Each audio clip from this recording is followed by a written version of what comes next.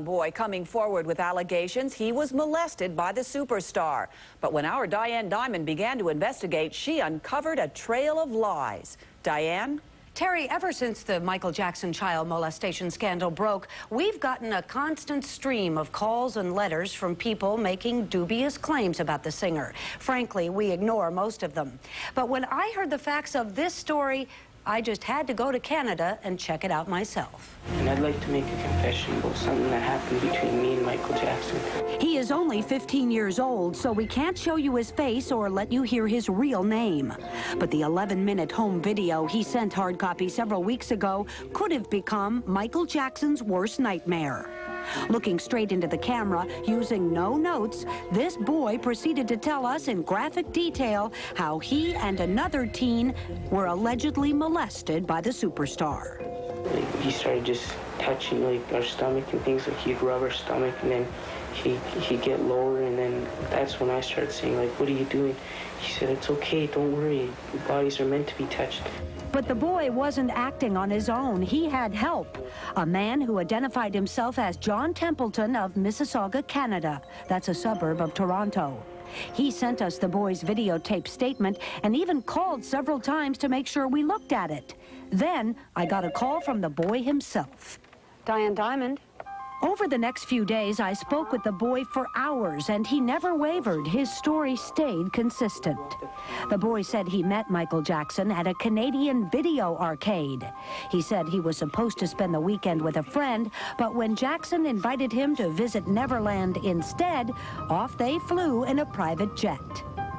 This 15-year-old described in detail the people in Jackson's entourage, the layout of the ranch, and even Jackson's family home at Encino. Later, he would draw us incredibly detailed maps of both Jackson homes. It was clear either the boy was telling the truth or he had been well coached. To get to the bottom of it, I agreed to meet the boy and John Templeton in Toronto.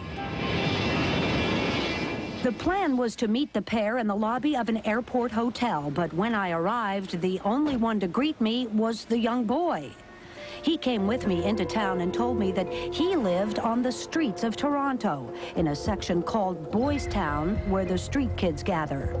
He explained that his mother had kicked him out of the house and that John Templeton was just a man he'd met on the streets. He kind of helps the street kids, just talks to them and things, sort of like the guidance counselor of the street. That's what it seemed like. The boy appeared to be on his own. There was no sign of John Templeton, and frankly, that seemed suspicious.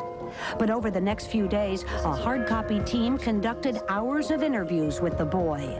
Standing by were police officials in both California and Toronto. They were waiting to conduct their own investigation of the boy's charges.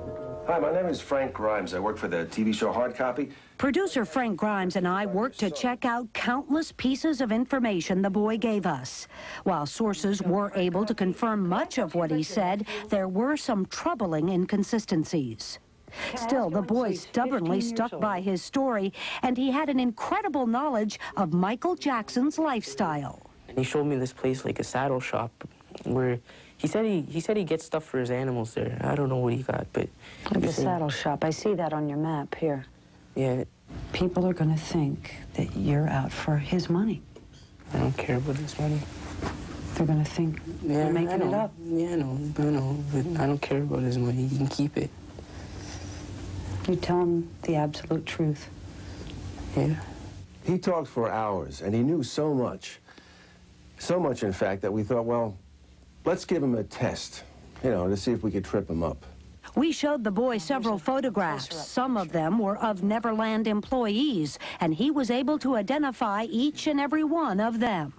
Yeah, that's him. The way old school, that's him.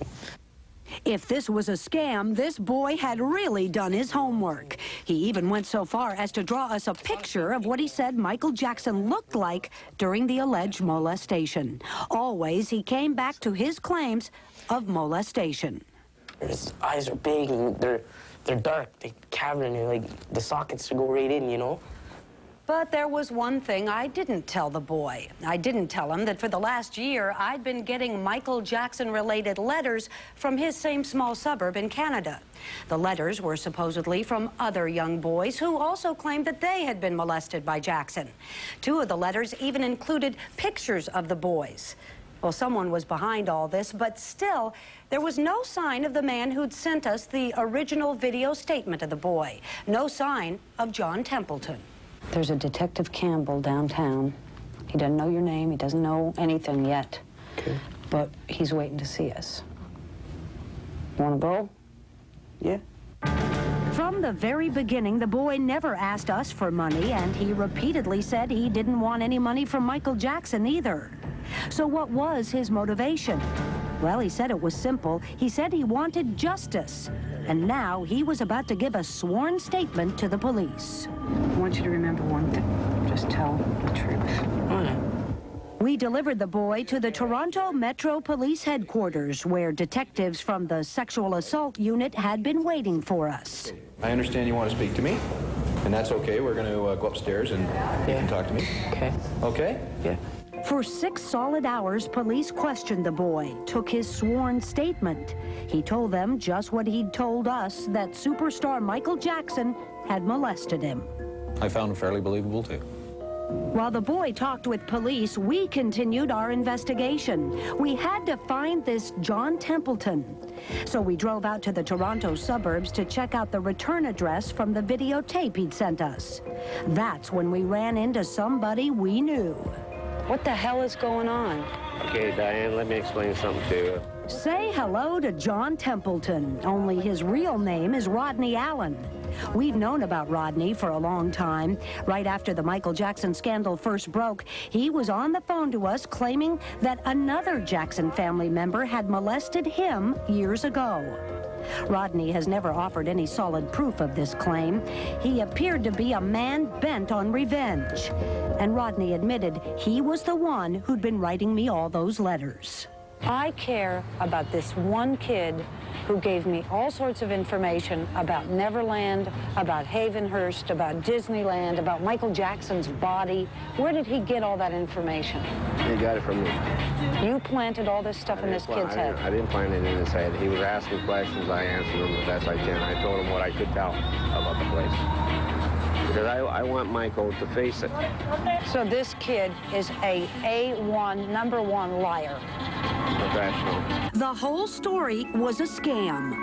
A Toronto street kid meets a man obsessed with the Michael Jackson case, and the result could have been an international scandal. Meanwhile, back at the police station, the boy finally broke down. He admitted that he and Rodney Allen had made up the whole story. The young boy was lying. That's my belief, and as a result of that, he was charged, yes. Can you tell us what he was charged with? Public mischief. Well, the boy is still in custody tonight, and police continue their investigation of Mr. Rodney Allen.